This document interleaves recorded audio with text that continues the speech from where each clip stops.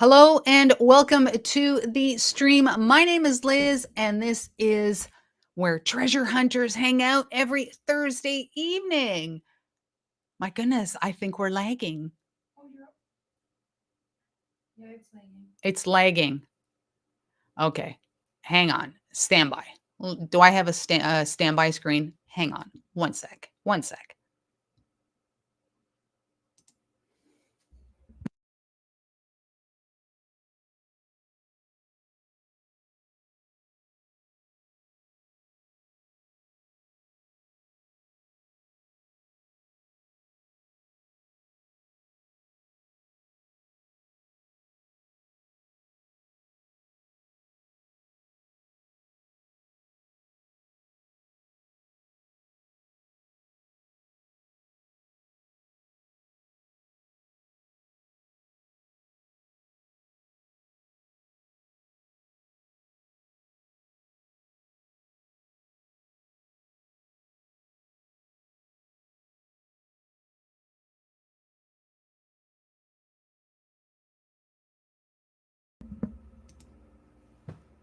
Oh my goodness.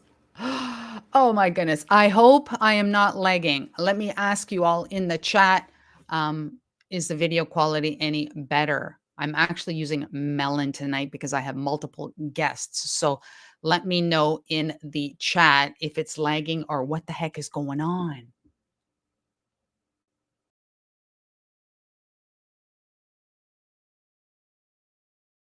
It's good. Are we good? Are we good? I'm just still waiting for someone to tell me that we're good. I didn't want you to see the mess in the background, but oh my goodness. Oh my gosh. All good. All right. All good. Oh my goodness. Gotta say, I had to go with Melon because I have two different guests from two different locations. So I didn't want you seeing what's in the back there because it's kind of not very very nice. So I put the green screen up, used the green screen, a virtual background on Melon, and yeah, my computer got laggy, which is really, really weird because it's a streaming computer. So, all right, we're going to start all over again from the very beginning. Oh my goodness. Hello and welcome to the stream. My name is Liz, and this is where treasure hunters hang out every Thursday evening. Today we have an amazing show, two amazing guests from the Treasure Coast. We'll have them up on the screen a little bit later on. But if this is something that you want more of, then please consider subscribing to the channel. And when you do, you got to hit that notification bell and tell YouTube whenever I go live or upload a video. So, oh my goodness. Oh my goodness. Wow. I need to say hello to you because if you weren't out there, it would just be little old me. So I am going to say hello to each and every one of you. I'm going to scroll up to the very, very top of the list. And my goodness, I hope this goes a lot smoother tonight. Gotta say, I'm liking Streamlabs OBS better, but we're gonna make do. We're gonna make do with what we have for tonight. Hey, I forgot to ask you all to do me a huge favor. Hit the like button on this stream. Not only does it help the stream to rank a little bit higher, but just one day, we might end up on someone's homepage. The amount of people in that chat is going to go absolutely crazy. It's a great, great thing. It helps get the channel out there. And after all, that's really what it's all about, reaching more treasure hunters. So right on, right on. All right. I am going to scroll up to the very, very top. Oh my gosh, seriously. All right, all right. We're gonna get through this. I promise we're gonna get through this. The coin channel. Andrew is in the house. Right on, right on. Oh my goodness. He says he found a Canadian nickel in the coin star. How cool is that? Oh, Canada. Pops magnet fishing also in the house. I sent him a bunch of stickers, still haven't arrived there, but I'm sure that they will get there. So right on, right on. Jean B. Jean digs history. You might see her under that name a little bit later on. That's Jean. Right on, right on. Metal detecting Brooklyn is Richard. Richard, right on, right on. Great to have you here. Right on. Let's see. Let's see. I see some people are talking about how hot it is over there. It's gotta say, we had 2 days back to back of 30s and the end of May, very, very end of May. And that's like 86 Americano degrees. And since then, weather has not been very nice. Not been very nice. Mona is my number 1.25 fan, and she shares that with Jean. So always great to have you in the chat. Right on, right on. Who else do we have today? We have Gary's metal detecting. That's who we have. Right on, right on. He says, hello, Digging Canuck and friends. My goodness, wonderful. Wow, I got to say that I should actually take this, my second screen. I should just get rid of it because it shows that we're lagging again. And if we're lagging, I'm going to be really upset. Seriously. Treasure Talk. Jeff is in the house today. Right on, Jeff. We got problems, Jeff. We got problems. I tell you. Yeah, not much to say. Because if I did say, it wouldn't be very good. Let's see. Who else do we have in the house today? Dennis. Dennis is in the house. Dennis, wonderful to have you here. I do appreciate you popping in. Really, really do. Thank you for that. Stacia R is also in the house. Stacia, wonderful to have you here. Wow, Southern Relic Adventures. Wow. Wonderful to have you here. I've been on a couple of his live streams lately, and yeah, really, really nice. Definitely check out Southern Relic Adventures, especially if you're a Deus person, especially if that, not just including Deus, but he talks about other detectors as well. But yeah, Deus too. You need any help or anything? Go check out Southern Adventures. Who is this? West Coast Gold Prospecting. Right on, right on. Seriously, wonderful. Dear Claude, that's Patty. Great to have you in the house, Patty. Do appreciate that. David Carlisle also in the house. My goodness. Wow. Kenneth is front and center. Kenneth, thanks for joining. I really appreciate that. Seriously appreciate that. Wow. Random Island Norm in the house from Newfoundland. Wow. Seriously. Wonderful. Wonderful to have you here.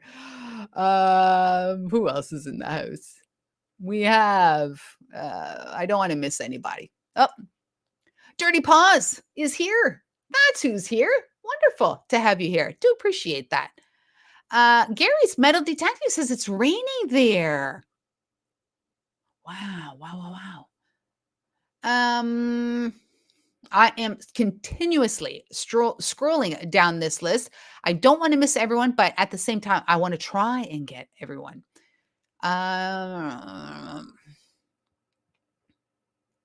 Scrolling. My goodness.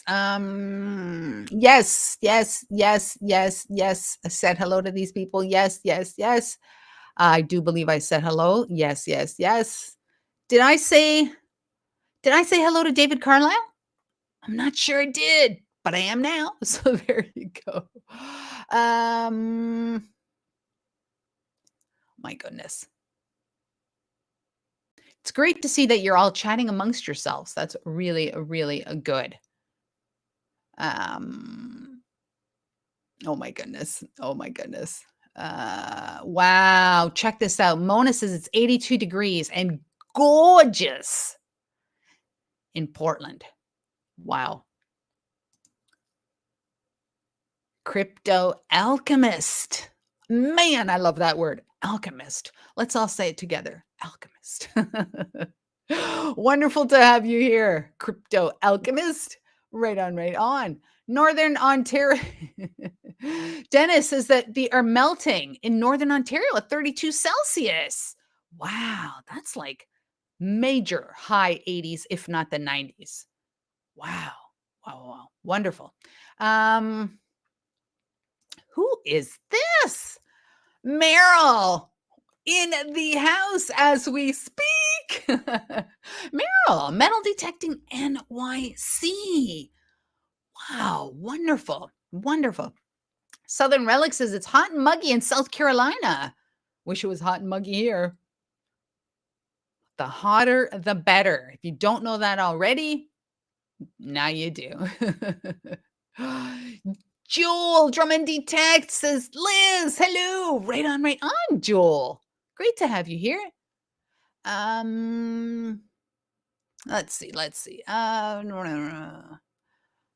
My goodness. Mark Fiorella says, hello from Buffalo, New York.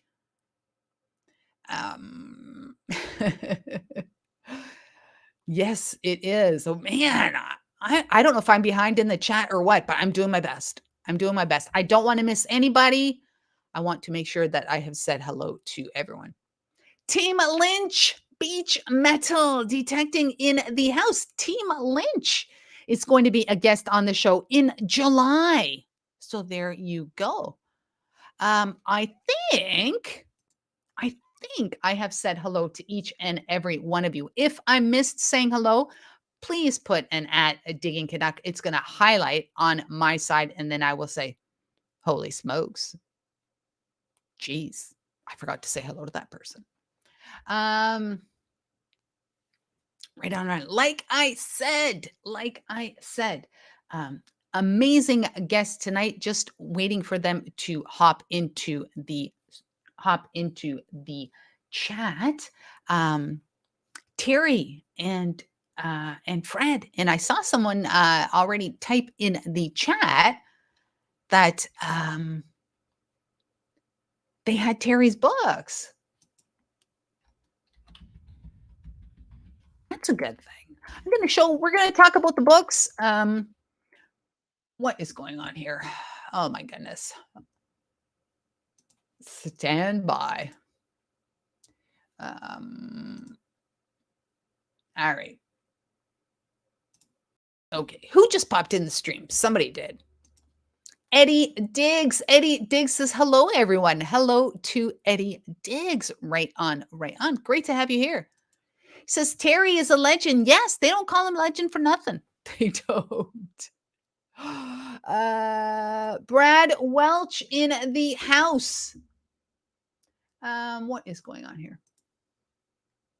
Brad Welch in the house from Australia. It is tomorrow morning in Australia. So happy Friday morning. Right on, right on.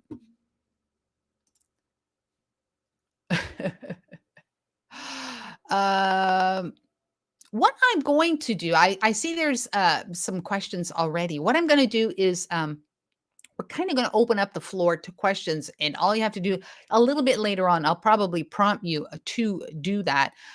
Just type in capital letters the word question, and then type your question, not in capital letters because the bot might think you're spamming and might boot you out.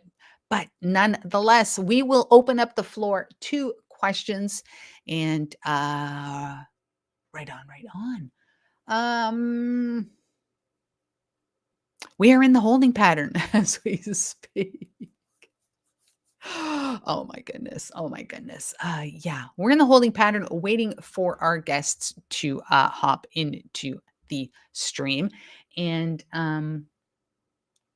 wow, before they do, news, my goodness. Have you been watching? Have you been watching the submarine? Everybody's been watching the submarine, and my goodness, it sadly it ended with tragic news, that the people aboard the sub did not make it out alive, did not end the way we wanted it to end. Mermaid Treasure Hunter says, "Oh my goodness, I get to watch it live." Yes, you do. Right on, right on. Great to have you here, Mermaid. So yeah, they I guess for days there people were like counting down the days, counting down the air. And then today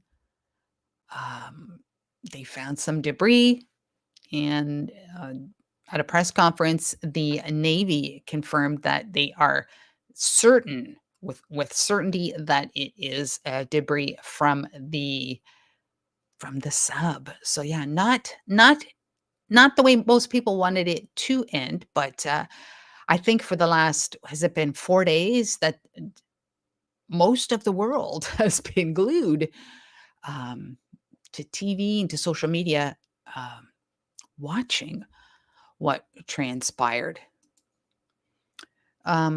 Yeah, they do believe that it was an implosion, and yeah, crazy, crazy, crazy, crazy. Yeah. In case you hopped in to or tuned in to see our guests, I'm just waiting for them to join the broadcast. So I'm kind of like, So yeah, if you have anything to add to my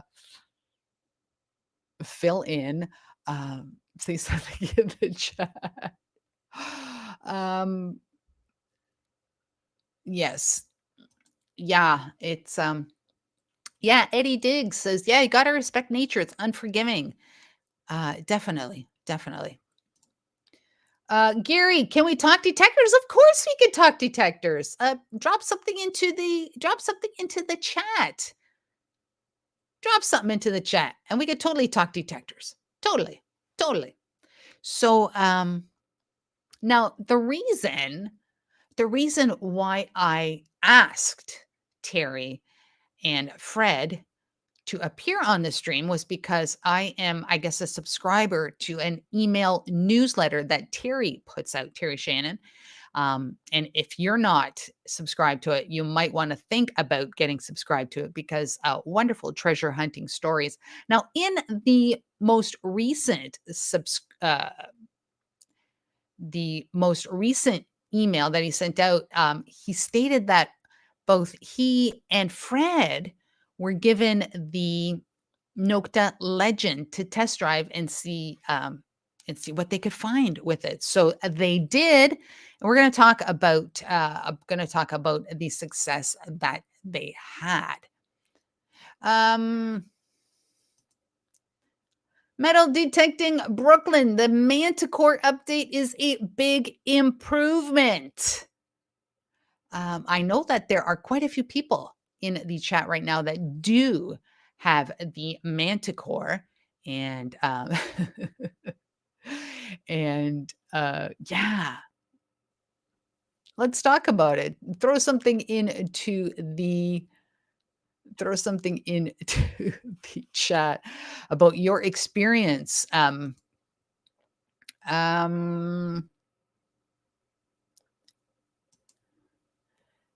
Richard says he is really, really happy with the update to the Manticore. Gary's Metal Detecting says, yes, they updated 2 days ago, but it's been raining a lot. David Fraser says, go DS2. I don't know if you saw my last short, but I had a little bit of a problem with the DS2 out on the field. We started our dig at about 8:30, and by 1 o'clock, my coil was absolutely dead zero, absolutely zero charge. So my digging day came to an end, and I gotta say that the charging dongle thingy, for lack of a better word, on the DS2, you might think that it's charging, but unless it's like 100% on in a certain way, it's not really charging. I thought it was all charged because the controller box and the headphones were fully charged, and they all went at the same time. Like I said, thought everything was charged, got out into the field, it's not charged. Not a good thing. Mermaid Treasure Hunter ordered her Manticore on December 20th and still doesn't have it. Wow. Wow. Yeah, way behind.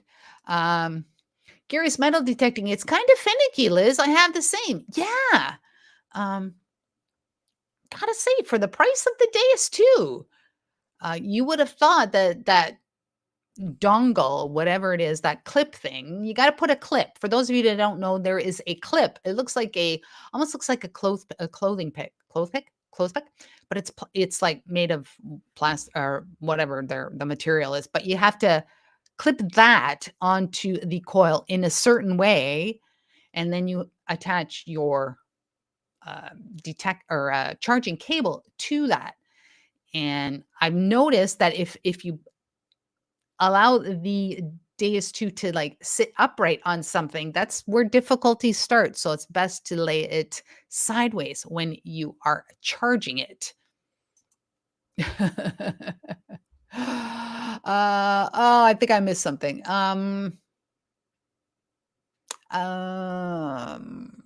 Still waiting for our guests.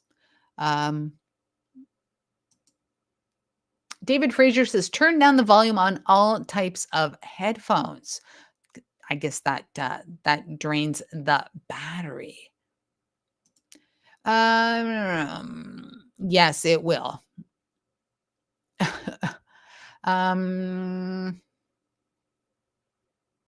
Yeah. Gary's Metal Detecting. Yes, it is a bit of an odd setup, and it's not really what in Canada, the DS2 costs about $2,100, not including tax. So yeah, I would have expected something a little bit better for that.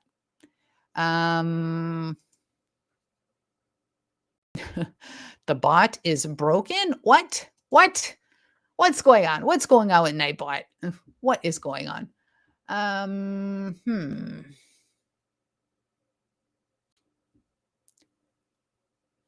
Still waiting for our guests.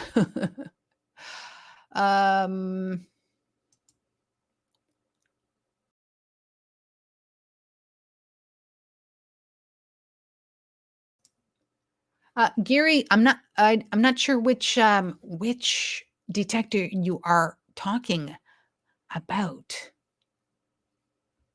Oh, it must be the Manticore, I guess. I believe we're still talking about the Manticore. The volume is crazy loud. Yeah, best to check your volumes because you don't want to like blow your ears out.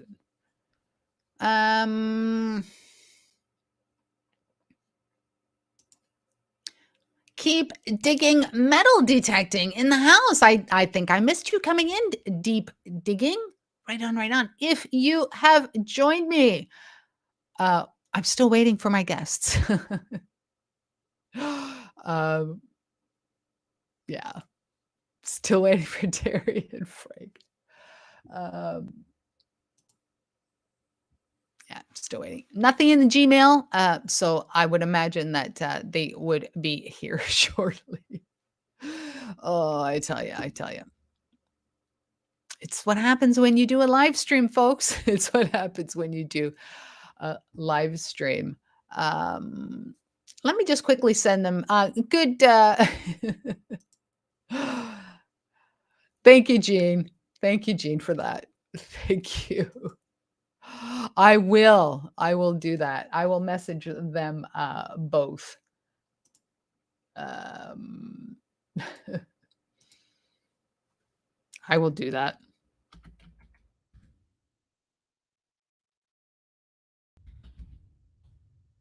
All right.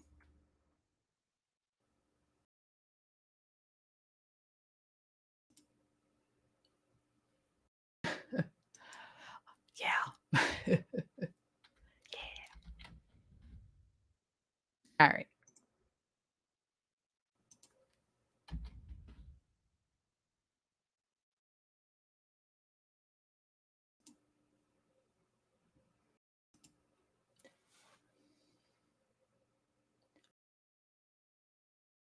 Okay.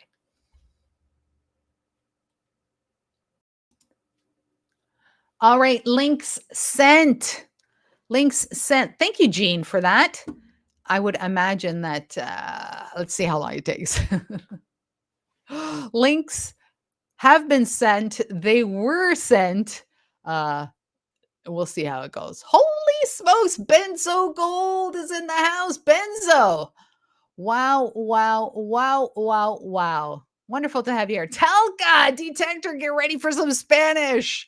Hola, amigo. Te envío un gran saludo y un gran abrazo desde Chile. Bienvenidos, Telka. And hola, amigo. Wonderful. Wonderful. Oh my goodness. Count it down. Count it down. Wonderful. Hey, I think I may have forgotten to say hello to Sweet Diggs. It's quite possible. Quite possible. But I got you now. So right on, right on. If you are lurking, thank you so much for joining. I get it. Some people don't like to appear in the chat, and that is okay. And I do appreciate each and every one of my viewers. So right on, right on. Cuando el envidio amigo, amiga. Cuando el en vivo. Something about being live. Something about that. Coin Channel, Andrew is here. Right on, right on. Mona is going bananas with Liz.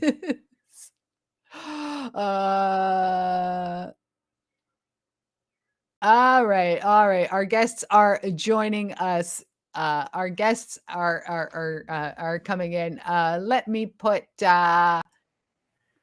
Okay. Yeah, I'm on and Fred is not. We're waiting for the link. The link just came in. All right. There was a bit of a misunderstanding because it was the same link that I sent previously, so that's okay. Did you hear it, Fred? It's the same link that she sent previously.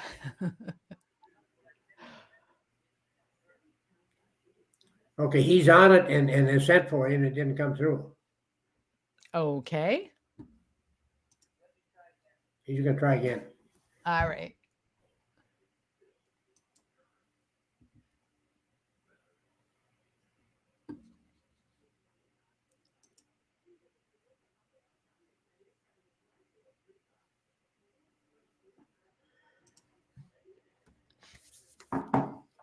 Well, Terry, I apologize for the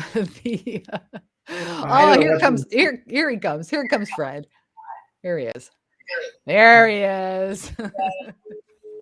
Great. I think it's probably my fault. Technology and I do not get along. That's okay. Fred, can you hear us okay? Absolutely. Yes, I can. Yep. Wonderful, wonderful. First of all, I want to let you both know that it is an absolute pleasure to have you both on the show at the same time. And for the viewers, if you're not aware of who these two gentlemen are, in the center there, that is Terry Shannon, and they call him the legend for a reason. And on the right is Fred. Fred, how are you? I'm doing good. I'm Terry's apprentice. No, that's not true.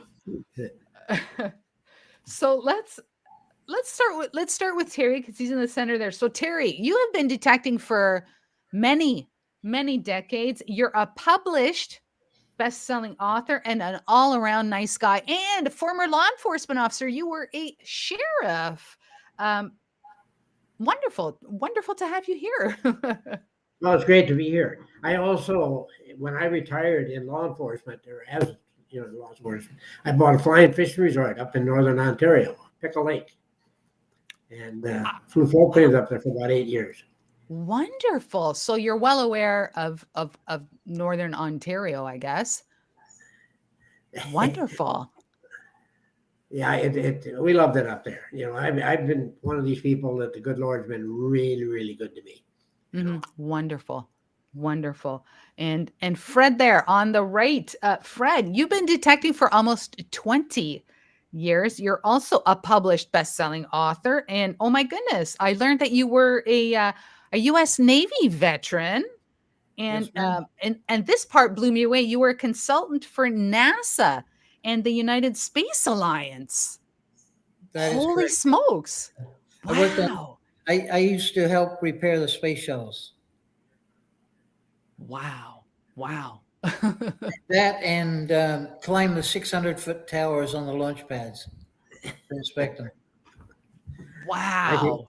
I could get up about 30 feet, and then I'd have to take a break. That's everybody has their own talents. Everybody has their own talents, and we can't all do the same thing. Let's begin with how you both met. Terry, Can I tell him that, Fred? yeah, go ahead. Okay, Fred was a guest speaker down at the 𝗵𝗫𝗕𝗦 Museum. And of course, 𝗵𝗫𝗕𝗦 Museum, has all the 1715 artifacts, and it's just a wonderful place. And Fred gave and I was there in the audience, and Fred gave a wonderful presentation. And at the end, when he said goodbye to everybody and thanked him, he said, "Now, if you enjoyed the presentation," he said, "my name is Fred Banke. And if you didn't like it, I'm Terry Shannon." And from then on, our friendship developed, and something we both value very much. Very much, yeah. Wonderful. And it's a good thing that you met each other, and you've been detecting ever since, I would imagine. Yeah. Yeah, Wonderful. we're even thinking about getting together this fall out in North Dakota and some of the old stuff out there. Because Terry, you in the warmer months, I guess, well, maybe not in the warmer months, but you most of your year is spent in Florida, and then you kind of migrate north for the summer up here? No, just the opposite. Although I end up spending more time in Florida, I come from a very small town, 1,300 people, crazy little town. And I married a crazy girl, and we had crazy kids. It's my home. And so we bought a home down in Florida, right on the Treasure Coast. We went down there on a camping trip, stopped at the 𝗵𝗫𝗕𝗦 Museum, and that's what got the spark started, and we've been there ever since. So I'm really blessed. I can swing a detector 24/7, 365 days a year. So they're called snowbirds. That's it. That's the word I was looking for. Yeah, as a sheriff and law enforcement officer, I've been called a lot worse. I bet you have. I clicked something on my screen, and now I just got a little part of the screen. Is there some way to make that bigger? Oh, I don't know. I've on Treasure Talk, when Phil starts clicking those buttons, bad things happen. Okay, well, we can do it. We're fine. You can still see us though? Oh, yeah, yeah, it's Okay. only covered about a third of my screen. Okay. I gave a talk a couple of days ago down in New Brighton, Minnesota. And on my phone, according to my phone, when I put in the route to go down there using Google Maps, it was going to take me 17 hours to get there. And so I did it on my computer, and it's a 3-hour trip by the computer. Mhm. And so at the end of my talk, I asked anybody if it was tech savvy and would they look at my phone, and I had my phone set to bicycles. So if I rode a bike, it would take me 17. So that's how I am tech-wise, Wow. That's okay. You know what? That's okay. You're actually embracing technology and it's a good every time I have a problem, I have to call my daughter to help me. So that's totally understandable. Yeah, I'm Totally using my understandable. grandchildren. Yeah. Now there's already a question in the chat. People want to know what detectors that you're swinging currently. Go ahead, Fred. Well, right now I'm using the 𝗪𝗃𝗧𝗏 and the Legend. And the Legend is the one I took to Japan. There's a lot of people talking about the update of the 𝗪𝗃𝗧𝗏. I guess that's a big thing right now. I actually did the update on my 𝗪𝗃𝗧𝗏. Took it to the Mhm. beach, tried it out, and found a ring. That's all right. That's all right. How about you, Terry? What are you swinging? Okay, I'm using the Deus 2 and the Legend also. And prior to that, I was using the 800 and the 600 equinoxes. Mhm. But I've been very happy with the Deus 2 and the Legend. I'm quite impressed with that. Mhm. I guess it's fair to say that you've swung quite a few detectors in your years of detecting.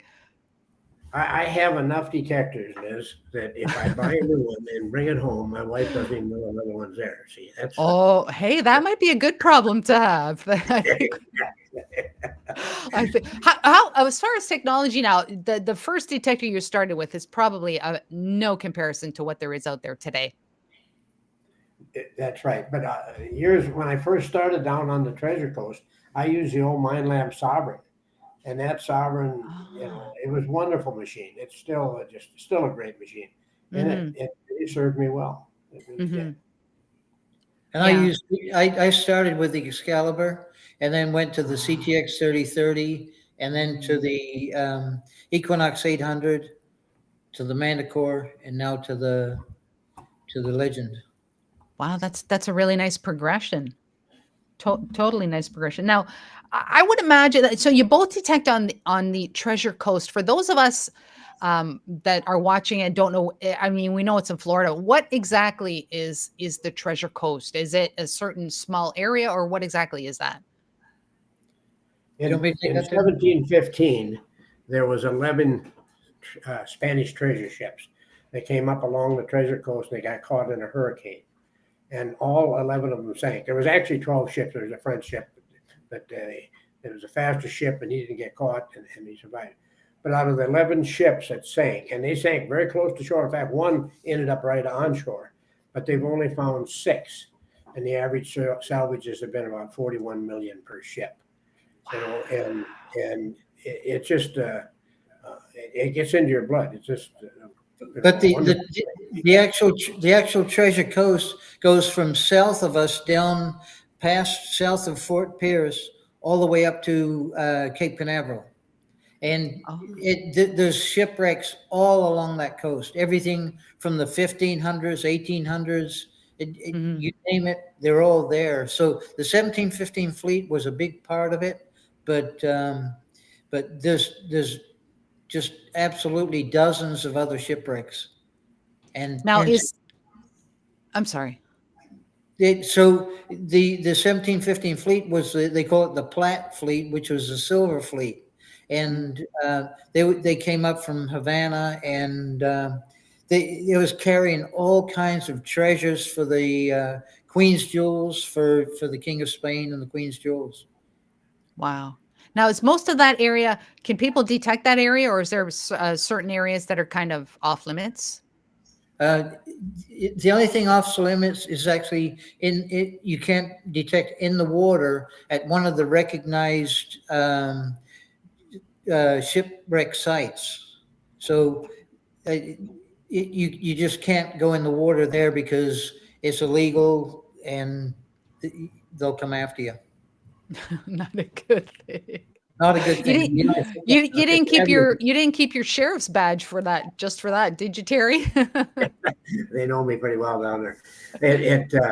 You can't go in the water, but anything on the beach is fair game. The only place on the beaches that you can't detect down there are the federal seashores. And we only, it's north of Cape Canaveral. That's all federal seashore. That is, they don't allow detecting. But like where I live, all the way down to Sebastian Inlet, well, just a little bit north of Sebastian Inlet, you can actually go in the water also. But the water on the East Coast is very rough. And, you know, in the wintertime, it's really hard to get out there in the water. But you said that stuff can also be found like on shore in the sand. Oh, big time. I mean, that's where, you know, what I do, the way I start my day most of the time is I will go looking for washed out areas. I tell everybody I'm the only guy down there in Florida that prays for bad weather every day. You know, when we get the bad weather, it washes, you know, the area out.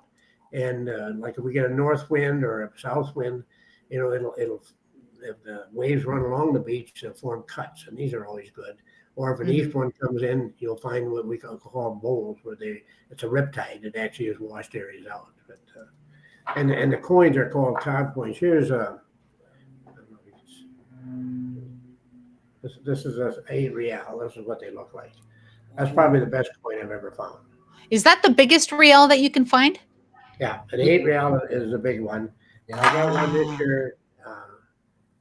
This is a 4, would be actually half the weight, you know, half the size of the 8. And then I got this one also this last year, and this is a 1. And so an 8 real is 1 ounce of silver. A 4 real would be a half ounce of silver. Wow. Right on down, you know. And they are all different. They're called cod. They cut it from the bar. But the weights are right. They have an assayer that actually will take the coin, weigh it, and if you look at these coins, you can see where they just backwards. See where they shave the edges off to get the weight down to the proper weight. Okay. Very seldom do you find one with a date on it because they've shaved the date off. But none of them are exactly the same. That's the nice thing. They're not the same because they just clip off. They're all different shapes.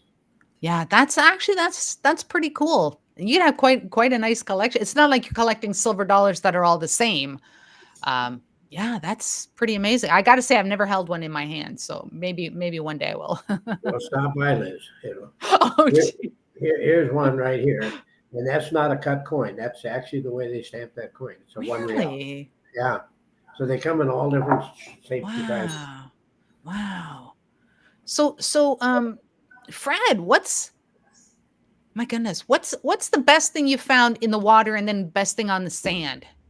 Well, I really don't go into the water because from Sebastian Inlet to Fort Pierce is where all the shipwrecks. That's where it's all illegal to go in the water. So I live down south of Terry, so I don't get in the water much. There's not much shipwreck there. But the neatest thing I ever found on the beach, which was this right here, and this is a religious artifact, and this was found in the 𝗗𝗚𝗓𝗏 rock, in between the 𝗗𝗚𝗓𝗏 rock and in the shells, and it's made of bronze, and it's 9-karat gold plated. And it's talking to architects, it's supposed to be a religious artifact, and it either a picture frame or a scroll would be on this roller right at the very top, or a picture. And it'd be something. It would be a travel version of something behind the altar of the Catholic Church. Is it possible that perhaps there was some sort of a religious person on one of those ships, maybe with a little religious scroll on that? Absolutely. They carried religious people on the ships. Wow. The Padre couldn't save them, but he had his scroll. They would be transporting back and forth to Spain. That is actually really, it seems very heavy. It is heavy, and it's 7.5 inches tall, 6 inches wide. Wow. And yet to find out, you know, the exact thing what it is. I've had a lot of people on Facebook say it's a toilet roll holder and No. various different things, but anyway, that's my favorite find there. Oh my goodness, a toilet roll holder. So have you ever found gold, Fred? I've just in rings.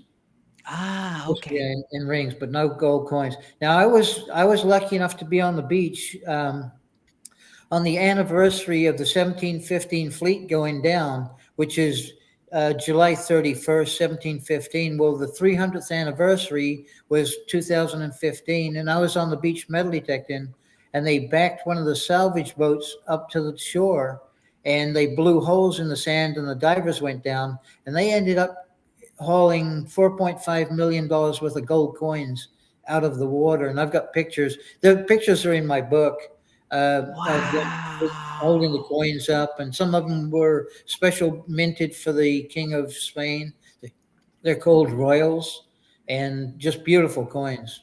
And that would be an 8 escudo, just like the 8 real would be Wow. an 8 escudo. Wow. Yeah, My so goodness. I haven't been Wow. lucky enough to find one of those. Terry, what about you? Do you go in the water? Before that, this is a piece of pottery. It's Uh-huh. part of an olive jar. And, these are neat finds. You see them washing up on the beach. And I was down detecting in Fred's area, and he walked up to say hi.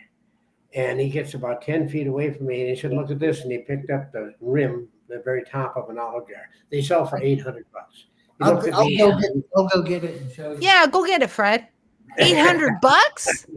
Wow. He's out of the way to get it. My favorite find is my first coin. I mean, you only have one first, and this is a 2 real. It's out of the 𝗕𝗘𝗦𝗧𝗞, and you can see on the bottom it's got a date of 701, and there's not another coin of that date in Midmark ever made.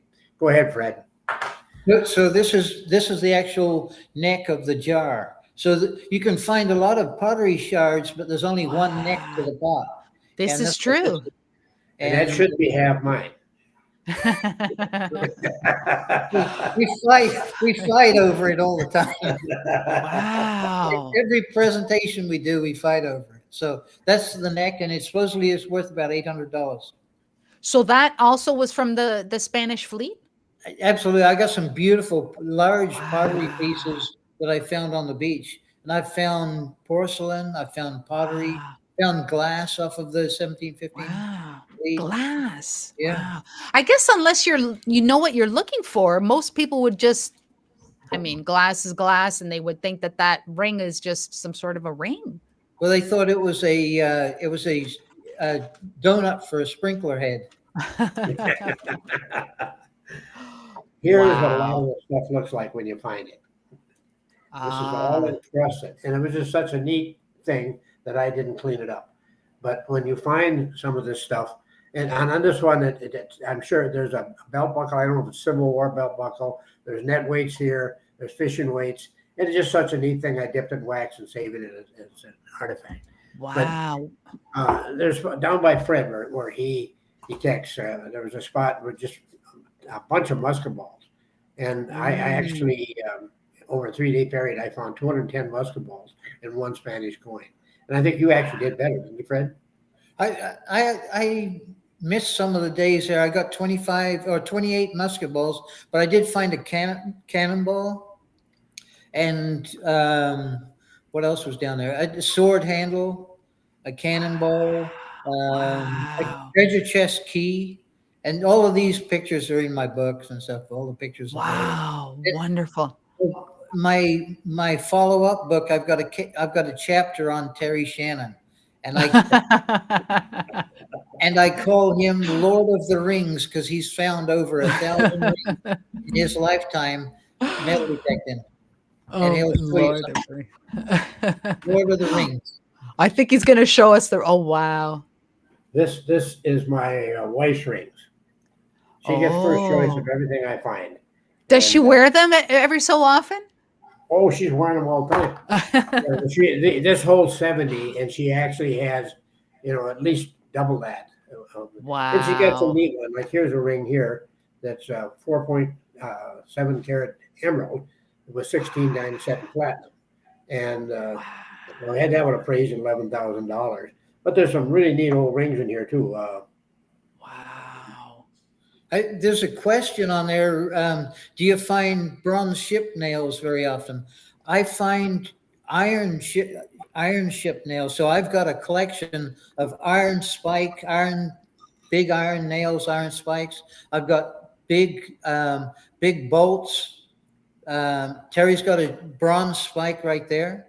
I've got a bronze spike, but I've got large bolts and everything off of the ships and pieces of ironwork and everything that I find. Wow. Fred's, Wow. you walk into Fred's house, it's like going into a museum. He has a phenomenal collection. Right on. Right It's on. worth a drive to Florida just to see his collection. But, and going to Terry's house and it's like a jewelry store. Here's another ring, and I'll quit. But this is an old, I don't know if you can see it, but the diamonds Yes. are the rough cut, the old mine lab, Oh. or mine cut diamonds. And we had a big storm up there, and I was out on that 3 days that storm blew, and I was out the day afterwards, and I found 141 silver coins, and modern stuff. There were some Mercury and barbers and that stuff. 5 gold rings, that was one of them, and my first Spanish coin. Wow. Wow. So every once Now- in a while, you get into it. Wow. My goodness. Wow. So Fred, what's your typical digging day, like detecting on the beach? Do you head out early all day? I usually go with the tides. Mm. So I like to go. It depends on the weather. So if it's really rough out, then you want to go right after high tide. So see if there's any cuts at the dunes, because stuff washes out of the dunes. And if it's a really flat day, then I go at low tide. And then I have a thing called a super low tide, where about 6-7 times a year, the actual tide gets in a minus when it's lower than normal. And I can get out there, and it gives you more real estate to walk out on the beach on. So the water level, actually, it can fluctuate a foot, and a foot on a beach is a lot of real estate. So I like to go in the summertime at these super low tides, as I call them. And we just had some. We got some more coming up in a couple weeks here, and it's going to be like probably 9 inches lower than normal. And if it's really flat, you can get out amongst the rock pools and the shells and stuff like that. It's just good hunting. So it depends on the weather. It depends on the tides. And Terry and I have both written about this, about the tide charts, reading the tide charts and everything, and the surf conditions, stuff like that. So there's a lot to it. Yeah. Now, Terry, for someone that's just beginning, or for someone that's not hardcore like you both are, and maybe we're on vacation or something, we get to a beach, just quickly, what should we do? Should we, like, people go in the dry sand, people go in the water, people go along? What should a person look for when they get to a beach? Okay, you can find stuff anywhere. I mean, it just, a lot of it is just plain luck. But I start my days by driving up and down and checking different accesses. And I look up and down the beach, and I'm looking for a low area that's been washed out. And when you get the north wind or the east wind, the north wind or the south wind, if it runs along the beach, it'll form these cuts. And then if it's just a straight east wind coming in, it actually will form what's called bowls, or the riptides. And they come in from both ways and wash out together, and it will form a trough. So anytime you can find an area that's low, that's where you want to detect. And playing, if you're going to go down on vacation, if your goal is to detect the treasure coast, try to line up your vacation time with a full moon or a new moon, because you get the plus and minus tides during that time. Some of my best finds have been during the full moon phase. And most of the Spanish coins that I found have been found up high. Wow. Wonderful. Have you found anything, this is for both of you, have most bizarre thing that you've found on a beach? Bizarre. I got a cocaine last year. I'm sorry, what was that? I got a kilo of cocaine. Oh, no way. Didn't wash it. What do they call them, Fred? What do they call those? They call them square groupers. Yeah, square groupers. Yeah. Square And when groupers. I found it, I have a career in law enforcement, so I knew what it was right off the bat. But I was on a very isolated stretch of beach, so I did pick it up, put it in my scoop, and brought it back and called the sheriff's office, and they took it. But got some neat things. I got a little cross here, and this predates the 1715 fleet. And they figure it might go back as far as into the 1500s. I just found that before we came up, and Steve Hodges, a friend of mine, has got access to a lot of experts, and they're looking at it, and we're trying to date it. And one of the first things I ever found was this 𝗗𝗓𝗖𝗢𝗓, and it's a very religious thing. It's called the Hindu god Ganesh on the front, and it's silver, and they believe this come from a ship that sank in 1628. And if you open it up, there's beads inside it, and each one of these beads has a religious significance. And when I found it, I didn't know what I had, and I took it down to the Fisher Museum and asked him about it, and I had not found a coin at that time, and he had a real, 8 real he wanted $2,500 for it, and I said, I want one of those so bad. And he said, I'll trade you in a heartbeat. And when he said that, I figured I better look at it. So then I got one day I was out. I told my wife, I said, I'm going to find this ring from the 1715 fleet today. That's my goal. And I found this ring right here, just a plain old band. It's 18 karat, and stuck in my pocket. And then I got a real ornate little ring. And I called my wife, all excited, said I found the ring from the 1715 fleet. Got home, I looked at that little ring and said 14 karat. This ring here is dated either 1604 or 1654. It's a posy ring. And inside, in Old English script, I don't think you can see it, but it's written in there, and godly love will not. Geez, I forgot what it is. I remember one of the I can't read it, but anyway, it's an Old English script, and it dates back, and it does have a maker's mark on it. And I sent pictures of the mark over to England, and they come back, and I sent to one club 1604, the other club 1654. Wow. So you never know what's going to come up. I mean, it's just stuff. I've got stuff from the 50s. Here's a ring here from, this is dated 1500. Wow. That's nothing. It's the old onion blossom design, and I got that at a real low tide out on the reef. And on all the targets that I've dug, that's the only one I hit with my scoop, and just about right. Wow, really? Wow. What about you, Fred? Anything weird, bizarro? Well, I think the weirdest thing I ever found was a booster rocket off of a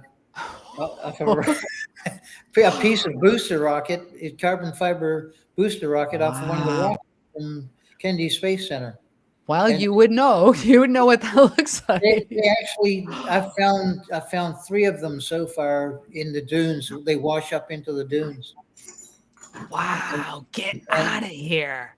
And then we find rocket aluminum all the time too. Terry and I both find it. He calls it space poop, and I call it rocket aluminum. It's space poop. It's space.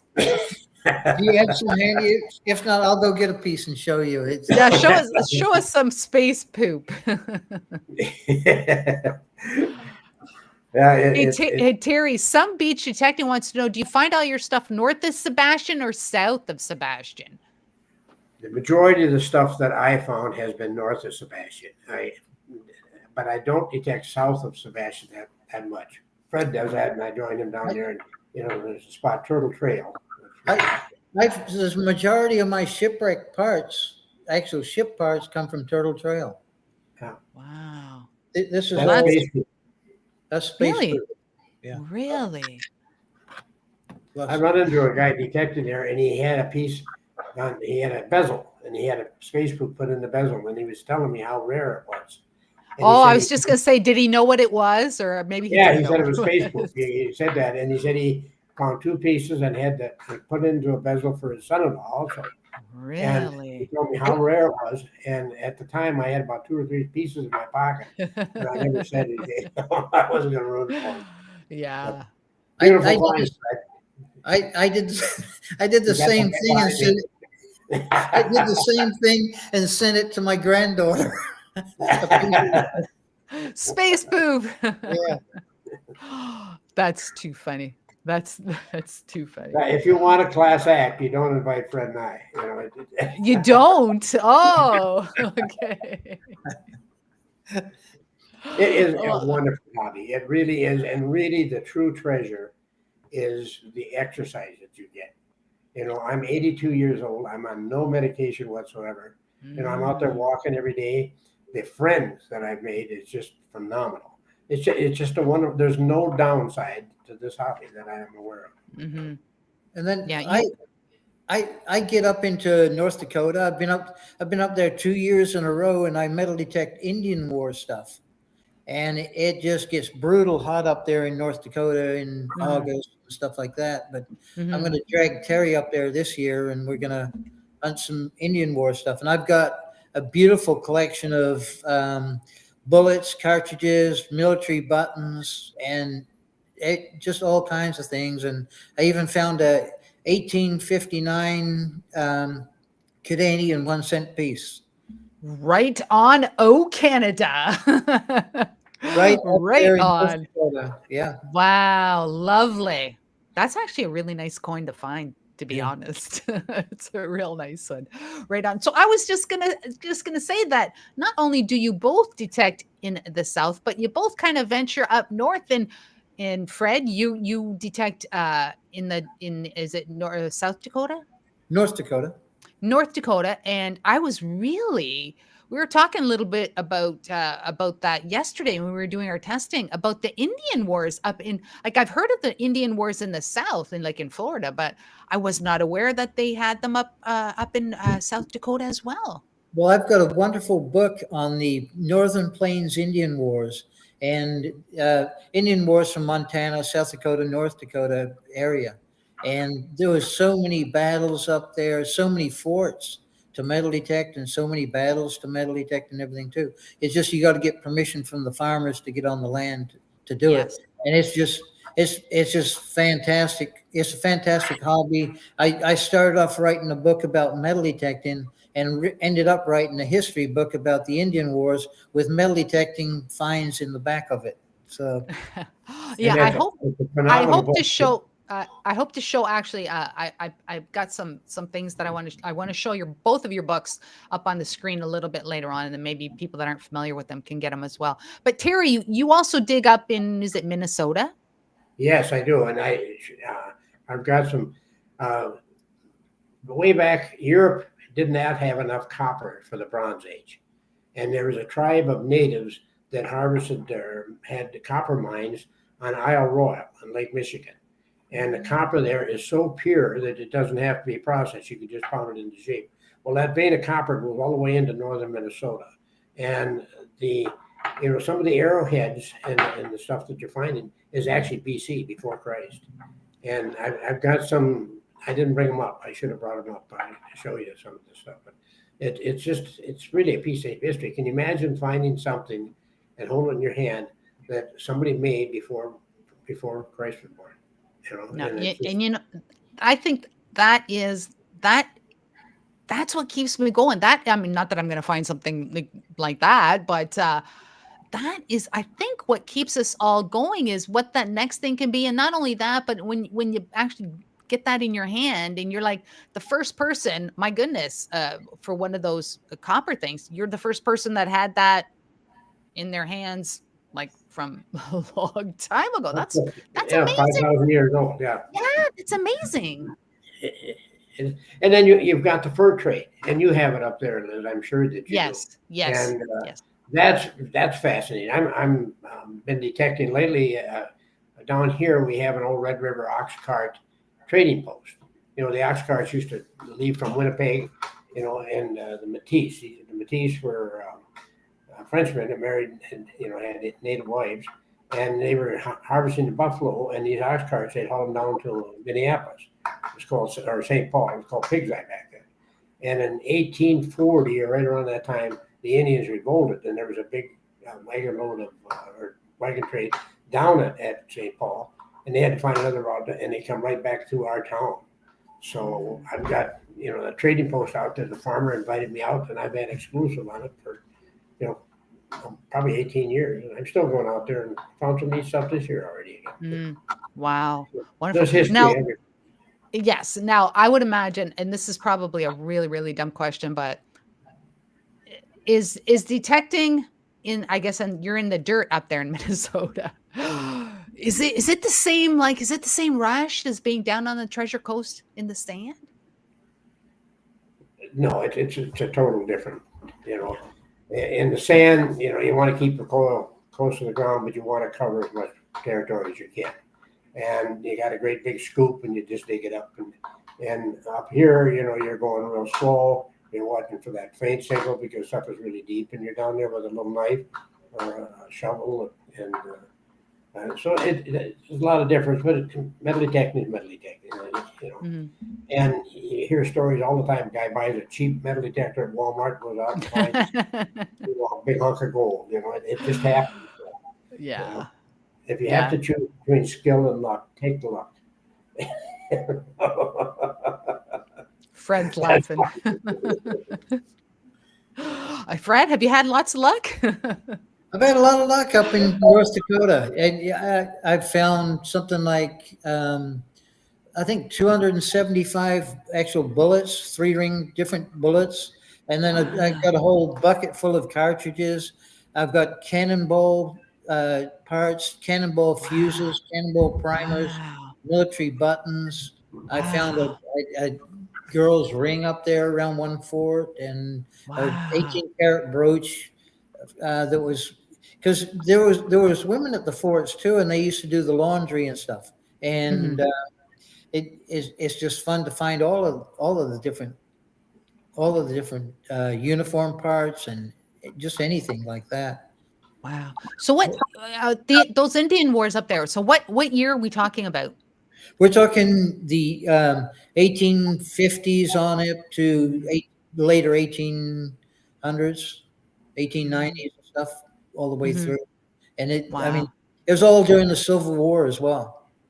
And the Civil War was really neat because during the Civil War, the Union soldiers would capture the Confederates, and they would offer them the choice of either going to prison or going to fight the Indians out west. And so the Indians that go out west, they were called galvanized soldiers, and they would usually desert. They would leave and go to the gold fields in Montana and stuff like that.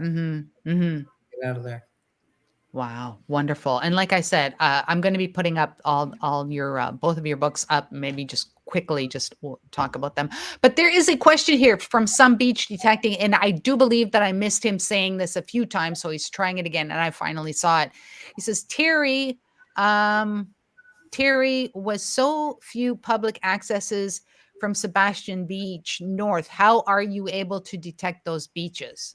There's a couple beaches that I will end up walking, a couple miles just to get to where I want to go. And, you go south of Sebastian Inlet. The first one is, what's the name of that one, Fred? The one that just north of the inlet is Bonsteel. Then there's Amber Sands, which is down north. There's plenty of them north of it. South is Amber Sands. And then you got Turtle Trail. And then, there's a large area there where there's no access. But if you go all the way to Vero Beach, and on Vero Beach, you can walk. There's some parking lots as you park just north of the highway, and you got to walk maybe 6-7 blocks to get onto the beach. But there is access where you can, you can't park your car there. And then walk north, you go all the way up what we call John's Island. And that's a good area because there's not a lot of guys that are willing to walk that far. And when you go into Turtle Trail, you walk south all the way to John's Island. So there's a big hunk, and then you can go down as far as what's the next town down there? Fort Pierce. Fort Pierce, yeah, Fort Pierce. And there's several accesses. In fact, there's even one nude beach there that Fred refused to go on, I heard. He refused? You said he refused to he go? changed his mind when he Oh see- my. I was told there was a shipwreck there and that I should find some gold and some silver. And I got to the beach and I just turned around and walked away. To Terry's point about getting to these beaches, I recently bought one of the electric beach bikes. And I made a fiberglass holder so I can have the metal detector on one side of the bike, my scoop on the other, and I can ride the electric bike. It's got a 40-mile range, so I can ride it Wow. anywhere down the beaches and detect. So There you go. It's in one of my books, and it shows you all tells you all about the bike and everything. Wonderful. Doing the very same thing. You know, it just makes a lot of sense. Yeah, if you can do that, you're not spending all your time To walking. answer that fellow's question, I didn't mean to interrupt there, but to answer his question, you know, if he's going south of the internet, Turtle Trail is without a doubt the most hunted area, but it's the one that produces the most all the time. Doesn't it, Fred? Yeah, it does. There you go. There you go. Little nugget of information. But if one of my books has all of the beach accesses, and it tells you what wreck is on what beach. So there's like a dozen wrecks, and it tells you what one's on what beach and where the accesses are, how to locate them, and everything. You know what? While you're talking about that, let me see if I can pop your. I hope you can see this as well. I'm going to pop your books up there. We'll do Fred's, and then we'll do. Let me see if I can pop this up here. Or you can do that. This is my original book, and it tells you all beach accesses and how to read the tide charts and everything, and it gives you a little bit of history.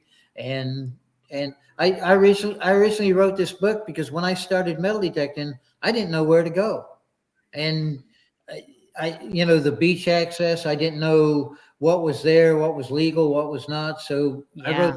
I wrote this book, and then I wrote a follow-up book to that one, and this is this one right here. Right there, this one right there, and this is just a part 2. This is a follow-up book, and this one's got the bike in it, and it even tells you how they find emeralds on the beach, and it tells you how to find emeralds at night using a special light and everything. That is pretty cool. And then I've got a book here. This is the one. It's a series of books, and they're all called the Real Deal. And so they're the metal detecting the Florida Treasure Coast, part 1 and 2, and then this one's the Real Deal, the Northern Plains Indian Wars. And now, where can people get those books if they're interested? These 2 books here can be bought on Amazon, and then this book, my original book, can be at Mars Metal Detecting in Tampa. It can be bought online there. Or digging it detectors in Cocoa Beach as well. Wonderful. And if you're local where I live, they sell them at the museums. There you go. There you go. And Terry also is, I think, let's see if I can pop that up on the screen. How about that? Can you see that, Terry? Yes, I can. The first There book you I go. wrote is the one on the left, Detecting the Treasure Coast. And that is by far the best seller I've got. And that pile of rings you see down there on the left on the bottom, that's over 1,000 rings. I found all those. And if you look to the left there, that pile of Spanish coins, I found all those. But that's a very popular book. My second book is Metal Detecting the 𝗖𝗙𝗙𝗑𝗧𝗏, and that's up here in Minnesota. The 𝗖𝗙𝗙𝗏𝗏 River is a tubing river where the kids tube. And when I started detecting it, I think the first 3 or 4 years, I was pulling 80 to 100 rings out of there every year. Just phenomenal. Wow. And I grew up on that river. I played in that river as a kid, and I'm 82 years old now, and I'm still playing in the river. The Treasure Coast is a continuation of Detecting the Treasure Coast. And then there's 2 more now. Yep, I think I got them here too. Okay, There you go. Surf to Surf. and that's kind of half up in Minnesota, and it's half to down there on the coast. And the last one is Metal Detecting: A Beginner's Guide, and that's a good book. It gives some good tips, and it isn't just for youngsters. There's a lot of neat stuff in there. There's some stories in there. So, and my books all of them can be bought on Amazon, and also they're all available in an ebook form. So you can go online and ebook. See, the problem with sending books to, I don't know how Amazon does it, but for me to mail a book up to Canada, my gosh, the postage is about $10-12. It's just ridiculous. Yeah, it's pretty mental. Yeah. How about Amazon? Can you buy stuff through Amazon up in Canada? Oh my goodness. We have warehouses that have all this stuff here, and they don't even ship. Like, it doesn't even have to come up from the States. They have all this stuff in their warehouses up here. I don't know how Bezos does it, but he does. I don't know how they do it. But yeah. Let's start buying books there, Liz. I would appreciate it. Well, there you go, people. There you go. Right on. Now, the actual reason, like one of the main reasons why I wanted you both on the show tonight was because, Terry, I read your email, the email that you send everybody with your stories and that I'm subscribed to. You mentioned that yourself and Fred were recently given the opportunity to test drive a Nokta Legend. I want you both to tell us about your experiences, both the detector. Now, what I don't want anybody, we're not bashing other detectors or any brands like that. We're just talking about their experiences with this detector. We're not saying it's better than anything or other ones or anything like that. The opinions expressed are those of that kind of thing. So that's my little spiel. We're not knocking anything or anything like that. Go ahead, Fred. What's your experience with the Nokta Legend? I really like the Legend. Really enjoyed it at the beach. It's been good. Found stuff deep with it. It found a lot of stuff. And then I recently came back from Japan, and I went on a trip to Japan to visit friends, and I took the Legend with me because the ease, it is compact, and I took the control head off of it, put that in my backpack, put the rest of the machine in my checked luggage, got to Japan, put it back together, and I went up in the mountains and I found a Japanese coin from the 1600s, and it's just going through the forest in the mountains, and I found several coins, some really neat stuff, and to me, I'm looking forward to taking it up to North Dakota and see how it works up there, because Terry's got it up in Minnesota using it right now. I wanted to try it out in the dirt. That's why I took it to Japan. But traveling with it was easy, and using it up in Japan was easy, and I found a lot of stuff up there. So nothing but good things to say about it. Now, those mountains in Japan are supposed to be like wonderfully beautiful, just absolutely beautiful.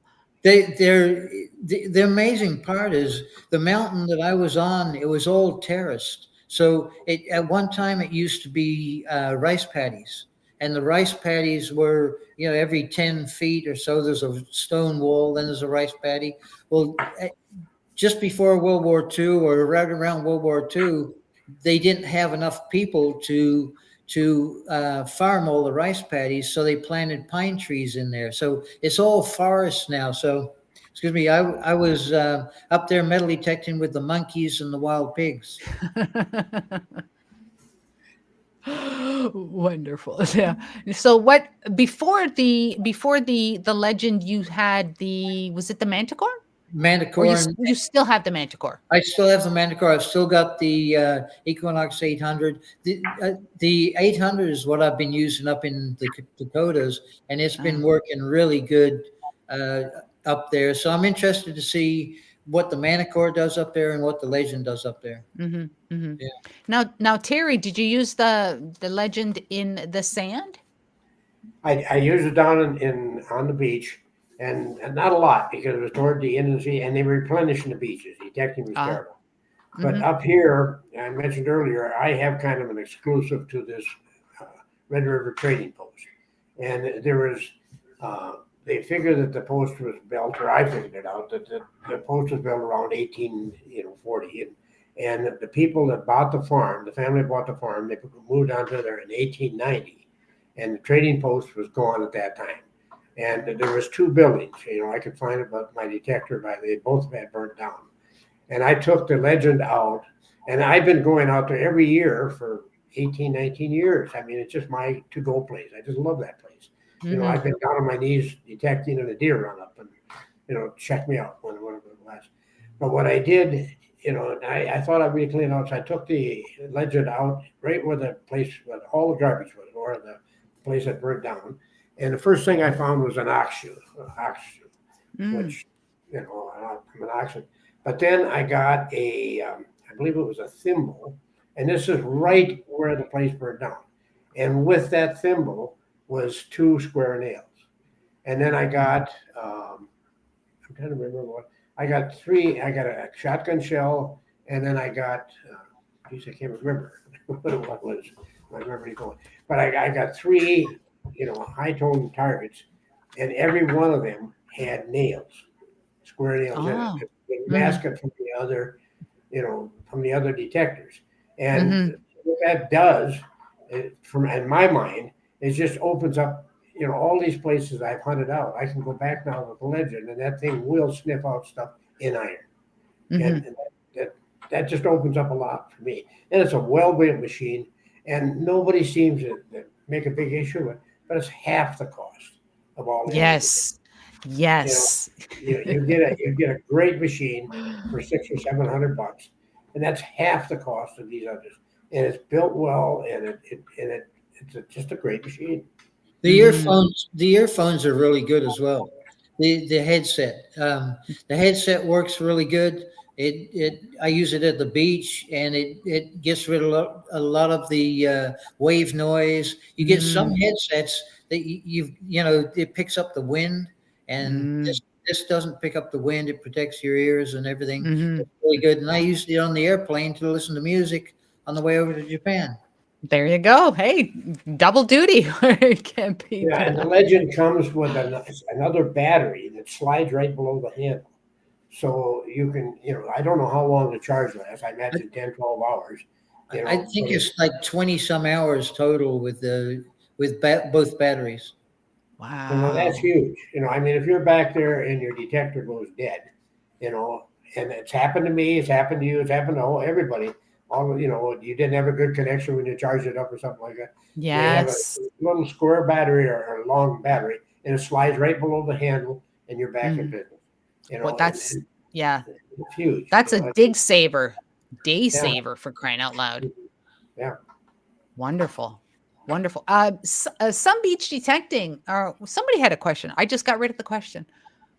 Oh, well, that's okay. Thank you. Send the question again. I thought I put the right question up on the screen, but apparently I didn't. Oh, my I figured goodness. out to have you're on full screen on my computer now. I'm real pleased.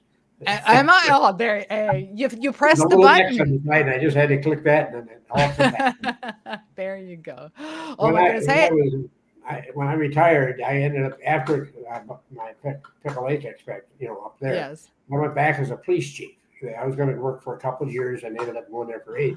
But I had a fellow shoot his computer 3 times. He just lost his temper. And I can't believe they called me. And they went over, I went over there and heard these 2 old people, very meek, and he just shot the monitor, And I told him, I said, "My God, man, you can't be shooting a gun in town." But I said, "I certainly understand. You're in no trouble."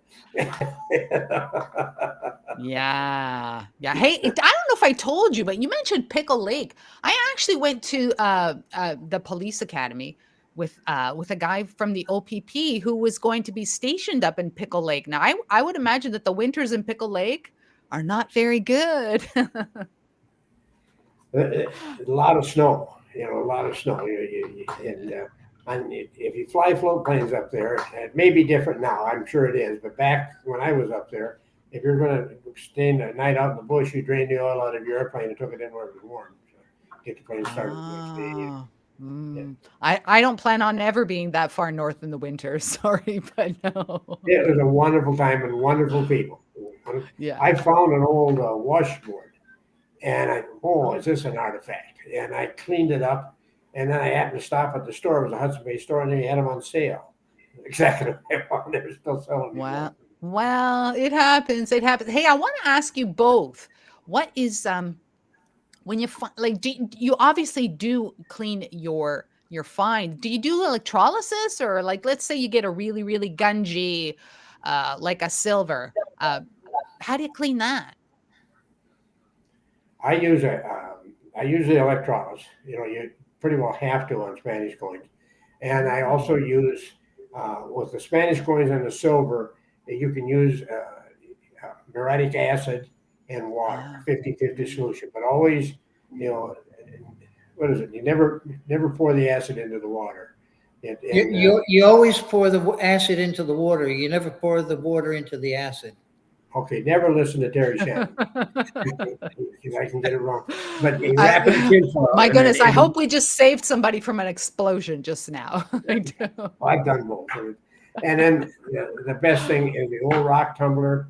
And on mine, you can buy these steel balls and put them in there. And I will soak it overnight, maybe in ammonia or something like that. But do not clean pennies with your nickels, dimes, and quarters. You can clean the nickels, dimes, and quarters together, but the pennies will bleed over on, if you put them in the tumbler, they'll come out orange. How about you, Frank or Fred? Any tips? Yeah, on cleaning stuff? I find a lot of iron artifacts and lead and stuff like that. A lot of times it is completely encrusted, and you may have like a ½ inch of rust on there. And what I do is I'll soak it in vinegar for a couple of weeks, and it softens it. Then you can clean it all off with a wire brush, and then I clear coat it. If you want to see a piece, I can grab a piece real quick. But is it nearby? Yeah, sure. Nearby? Yeah. Okay. Sure. Fred's got a phenomenal. So this is an old shipwreck bolt, and it was completely encrusted in rust. And what I did was I cleaned it up with vinegar and then clear coated it afterwards. Really? So there we go. Wow. See the knot on the end? Yeah. The coarse thread. That's a 1715 bolt right there off the ship. Wow. I've got absolutely dozens of these that I've cleaned up and wow. So I'll use that. I've also I'll use vinegar, and if you go to Home Depot, you can get 30 power vinegar. Normally I'll just use just plain household vinegar, the clear, and then the white vinegar. But if you go to Home Depot, if you want to do it fast, then you can get like the industrial 30 power vinegar and put it in that. That was great for shells off too. Now a lot of times we find things that are encrusted in shells, and it's just completely encrusted. And this piece of lead right here, this weighed a ton, and I had to tote this down the beach. But this was all encrusted in lead. And what I did was, and there's pictures in my book, and it was just a big incrustation. And I had it X-rayed because there was a iron spike in there as well. And I wanted to know if there's any coins or anything like that before. Of course. So what I did was then I put it in a bucket with muriatic acid and water, and it burns off all of the shells, and it'll just leave the lead. I did the same with cannonballs. They're all encrusted, and there's pictures in my book of it. But like I said, you always add the acid to the water. Never add water to acid. I'm going to write that down, Fred. Yes. Fred Banke. Say it a few times, Terry. Just say it a few times. Fred Banke rule number 1. Exactly. But do it outside or a well-ventilated area because it forms the gas. Yeah, exactly. It gives out. Here's an encrusted piece that I have. It's off a rifle. And that's what they look like. And you can see the shells and all that sort of stuff on there. Also, you have not cleaned that yet. No. Okay. Now, somebody wants to know what clear coat? Like, is this the spray clear coat, or do you use like brush on?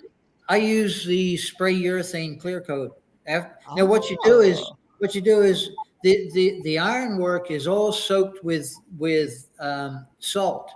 So what you do is you soak it in the vinegar, and you get all of the rust off of it. Then you soak it in fresh water and keep rinsing it, and let it soak in fresh water, and that allows the salt to bleed out. Now, the electrolysis process, that also gets rid of the salt. But once you get rid of the salt, then you can dry it really good, and then you can clear coat it, and it'll come out just like my stuff. It comes out. I mean, I've got some pieces I've polished up like brand new, even. I mean, amazing pieces. Yeah. Mm-hmm. I have a Terry kit. Put it in your toilet tank, and every time you flush the toilet, you change it in the water. That's what I do. Seriously, I do. It works real well. I had people tell me to do that with the cannonball. Put it in the toilet tank, and every time you flush it, you're rinsing out that salt away. Yeah, I seal my stuff with wax. You know, and when I did this, when I did a poor job, but you get this paraffin wax and put it in water, and then put it, enough water so that the artifact you're going to cover will go to the bottom. But if you do that, you have to leave it sit on the bottom for a while until the artifact heats up some, and it'll cover with a thin coat of wax. And if you put it in like I did and just put it right back out, the wax gets too thick because it's cold. But when you do it with the wax, anytime you want to restore it, all you have to do is put it in boiling water and the wax is gone. So, so you do that before you've restored it to preserve it? No, I did on this one because I didn't want to clean it up. Oh, I see. Okay. Yeah, I just, I'm sure that there's probably 3 or 4 gold coins in there. I haven't, eventually I will open it up and find out what's in it. Don't forget to film it. Film it for us, please. So you put the acid in first, Fred, right? Yes. No. It's your story, Terry. It's your story. So there's a question from Jean P. She says, I guess this is for Terry with the wax thing, maybe, or maybe it's for Fred. I'm not sure. This says, do you dry stuff in the oven? Yeah, you can dry it in the oven if you want to ensure that you get all the moisture out of the iron. Oh, okay. You can put it in acetone, and that'll help get the moisture out. And then, but you don't want to. If you stick it in acetone, don't put it in the oven because you might have a fire. Oh my goodness!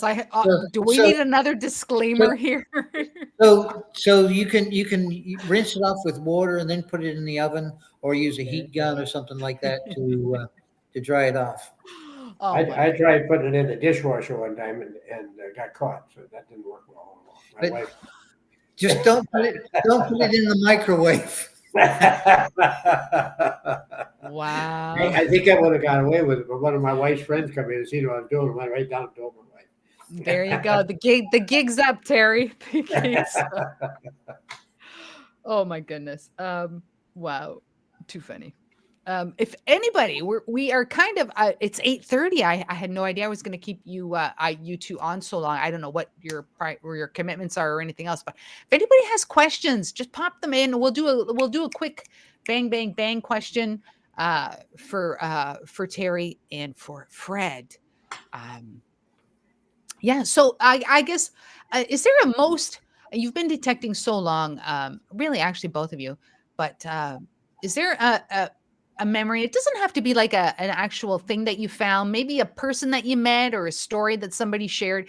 Is there one memory about treasure hunting that just kind of sums everything up? Fred's shaking his head. We'll start with you. I've got a good one. So it was right after a hurricane, and I got out there on the beach, and I was bound determined I was going to find something. I was metal detecting on the beach, and I usually have a backpack with all my stuff in it, because if I find one of those big artifacts, it's hard to carry with a scoop in one hand, so I carry a backpack.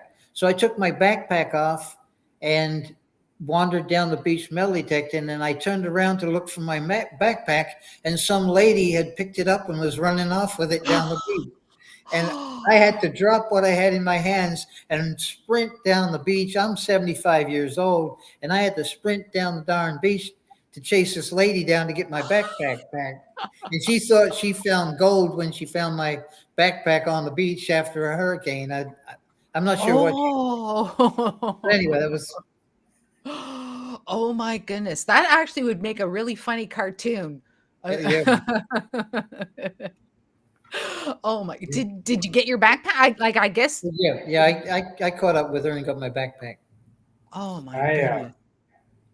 I detect a lot with kids, and anytime I always have a pocket full of coins, and when there's a kid out there with a metal detector, I will drop stuff in front of them. I just get a big kick out of it. But there was a young lad here in Minnesota that had leukemia, and he started detecting. It's in my book. The last book I wrote a story about it. He started detecting when he was just a youngster with a little toy detector. And anyway, Minnesota has a deal just like the Make-A-Wish thing. And his yes. wish was to come down to Florida and detect on the Treasure Coast. And our club, I have a metal detecting club that I belong to. And by the way, if you're going to metal detect, join a club. There's just no downside, with one of them. But anyway, this kid come down. He spent a day at the Fisher Museum. They just went all out to help with that. And then I got to detect with him, and we kept in touch. About a month ago, I get kind of emotional, but he got to ring the bell. He's cancer free. Oh. After all these treatments, he'll have trouble the rest of his life because of all the chemo and stuff like that.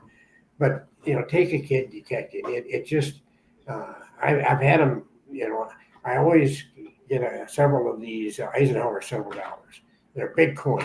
And when the kid gets one of those, they get so excited, and I'll bury them just a little ways under the ground. And when they find them, they get so excited. And what I'm doing is creating memories. These kids remember that for a long time. And I've had the kids throw the detector, and run to show mom when they got that coin. I just have a lot of fun playing with the kids. I guess it's my mentality. I'm still a juvenile at heart. That's a wonderful story. Wonderful story. Yeah. Not as exciting as Fred chasing this lady down the beach, mind you, but I was trade deck in a section of the beach, and all of a sudden there's cops all over the place, and I keep detecting, and finally I walked up to this lady. I said, "What's going on?" And they said that there was a flasher out there. We're looking for this flasher. And I said, "For Christ's sake, why didn't they talk to me? But I look harmless." So apparently I'm at that age where they don't worry about these old guys anymore. Are there still flashers nowadays? Oh yeah. Are there still flashers? I tell you, every day on the beach is a good day. And you meet so many people, and it's just wonderful time. I was on the river last year detecting, and everybody comes up and asks you, "What's the best thing you ever found?" I mean, you hear it all the time. And really on rings, I try to return rings. I've returned a lot of them. I've got some really neat stories on returns and that stuff. But I was in the river last year, and apparently when I go detect it, I look pretty shoddy. I have a wager. And there's a group of tubers were going, I was in a 90-degree turn, and they were out there, and this lady hollered to you, "What are you doing?" And they said, "I'm metal detecting." "Well, what are you looking for?" I said, "Well, coins, and people lose their jewelry. And what's the best thing you ever found?" Well, my standard answer is, if I don't find something, pretty soon my wife's going to wonder where I go all the time. See? And as she come by, she said, "Here, take one of mine," and took her ring off and handed it to me. And then she did, I was just stunned. I've got that ring. It was a gold-plated silver. Wow. And I've got it, and I've been carrying it in my pocket. Sooner or later, I will run into a little kid detecting. Now I'm going to drop it. Yes. Pay it forward, Yes, definitely pay it forward. Yeah. Wonderful. And Wonderful. Liz, I want to thank you for having Fred and I on, and it's been an honor to be on your show. And It really is. It is. Anytime, we're more than happy. Wonderful. I was like I said at the beginning, it's been, oh my goodness, an absolute pleasure. I mean, really, seriously, it's thank you. I can't say that enough. I know that everybody watching is very appreciative that you both gave up your time tonight to talk some stories and talk metal detectors and things like that and finds. And so I think somebody in the chat or in the chat said, do you ever think about doing a YouTube channel, or is that's maybe a little bit too much on your plates? It would be. I'm, and I'm sure Fred is too. I'm really busy. We write the books, and both Fred and I are on a lot of talk shows down here, and that. Mm-hmm. And I, not last night, but the night before last, I drove to New Brighton, Minnesota, and I spoke to a metal detecting club out there. I'm scheduled to speak to another club out in North Dakota on the 5th of August. And we enjoy writing the books and stuff too. Yeah. And some of those stories in the books are true. Some are true. I guess we're gonna have to read the book and figure out which one we believe is true. I guess so. If you want the scoop on Terry, get my book, because I got a whole Yeah, he wrote a chapter about me in his book. That's too fun. Well, hey, I'm sure that was probably the best chapter in the book. Oh, no doubt. Right on. Well, once again, I'm sorry. I cut you off, Fred. Sorry. The best part about that chapter is about his wife, Jean. That lady has put up with me for 63 years. So yeah, I called her a couple of years ago, 8 o'clock at night. I said, I'm going to be late. I said, I'm really into stuff. I'm finding all kinds of stuff. At 8 o'clock, I'm already a lot late, because she normally eats around 5:30. And she said, what are you finding? I said, I have no idea. It's so dark, I can't see. And I didn't plan on staying out that late. I didn't have a light. But we went back to that same spot the next day, and we got 5 Avery Owls. So it was well, you know what? With the Nokta Legend, there's a light on it, so you don't have that problem anymore. That's a good feature. We should have mentioned that. Yeah. You don't have that problem anymore. When you need it really bad, and you never have. Yes. Yes. Exactly. Legend is a heck of a detector, and it's well built. I mean, it's extremely well built. Yeah. Mm-hmm. Mm-hmm. Well, gentlemen, and I do mean that. It's been an absolute pleasure, and thank you both. Check out Terry's and Fred's books on Amazon, or you can get them at Myers Metal Detectors. Phil would be happy to sell you some stuff, I'm sure. Thank you both. Seriously, thank you both. Really appreciate that. All right, I'm just going to pop you into the green room, and I'm just going to say goodbye to the folks, if that's all right. Yeah. Okay. All right, guys. Wow. Amazing guests tonight. My goodness.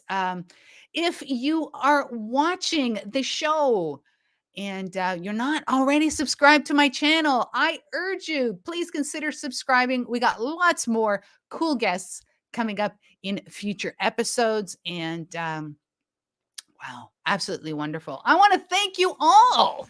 Thank you all for joining me tonight. It has been an absolute pleasure. I hope you learned something, because I certainly did.